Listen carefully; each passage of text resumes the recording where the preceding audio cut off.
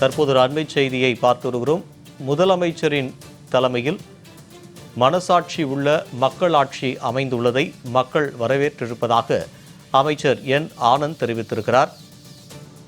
அதே சமயம் அரசு விவகாரங்களில் தாவேகாவினர் தலையிடக்கூடாது என்றும் ஆனந்த் தெரிவித்திருக்கிறார். அண்மை செய்தியாக பார்த்து வருகிறோம். நமக்கான பொறுப்புணர்வு பல மடங்கு அதிகரித்துள்ளது என ஊரக வளர்ச்சித்துறை அமைச்சர் திரு ஆனந்த் தெரிவித்திருக்கிறார். அண்மை செய்தியாக பார்த்து வருகிறோம்.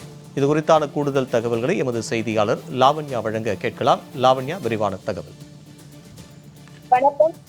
ஊரக வளர்ச்சித்துறை அமைச்சர் என் ஆனந்த் தெரிவித்துள்ளதாவது தமிழக வெற்றி கழகத்தினுடைய முதலமைச்சர் அவர்களினுடைய தலைமையிலான ஆட்சி ஒரு மனசாட்சி உள்ள மக்களாட்சியாக அமைந்துள்ளதாக அவர் தெரிவித்திருக்கிறார். மேலும் நமக்கான பொறுப்புணர்வு பல மடங்கு அதிகரித்துள்ளது எனவும், அதே போல இதனுடைய நோக்கம் மக்கள் சேவையை முழுவதுமாக மேற்கொள்ள வேண்டும் என்பதுதான். எனவே கட்சியில் இருக்கக்கூடிய தொண்டர்கள் மக்கள் சேவையில் பொறுப்புணர்வுடன் தொடர்ந்து ஈடுபட வேண்டும் எனவும், அதே போல கட்சி சார்ந்தவர்களும் அப்படி ஈடுபட வேண்டும் எனவும் எந்த மாற்றமும் இல்லை என தெரிவித்திருக்கிறார். அதே போல அதை நீங்கள் தொடர்ந்து மேற்கொள்ள வேண்டும் எனவும் தெரிவித்திருக்கிறார்.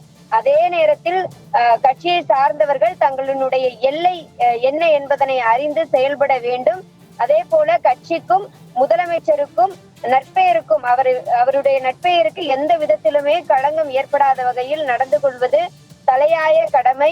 ஆகவே கட்சியினருக்கும் அதே போல மக்கள் நல பணிகளில் தொடர்ந்து ஈடுபட வேண்டும். மாறாக மக்கள் பிரதிநிதிகள் அல்லாத கட்சியினுடைய பிரதிநிதிகள் அரசு சார்ந்த விவகாரங்களில் தலையிடுவதும் ஆய்வுகள் மேற்கொள்வதும் அறவே கூடாது என்பதை தெரிவித்திருக்கிறார். ஏனென்று சொன்னால் வெள்ளை கோட்டணிந்த ஒரு பெண்மணி அரசு மருத்துவமனையில் ஆய்வுக்கு சென்றதாக ஒரு விஷயம் ஒரு மிகப்பெரிய ஒரு சர்ச்சைக்கும் விமர்சனத்திற்கும் ஆளாக்கியது. இதனை பல்வேறு தரப்பினர் அடையாளம் காட்டினார்கள். அந்த வகையிலே அமைச்சர் என் ஆனந்த் கட்சியில் இருப்பவர்களுக்கு மிக முக்கியமான ஒரு விஷயத்தை அறிவுறுத்தி இருக்கிறார். மக்கள் பணியில் தொடர்ந்து செயல்பட வேண்டும். ஆனால் அரசு பிரச்சனைகளில் அரசு விஷயங்களில் கழகத்தினர் செயல்படக்கூடாது என்பதுதான் அமைச்சரினுடைய அறிவுறுத்தலாக இருக்கிறது.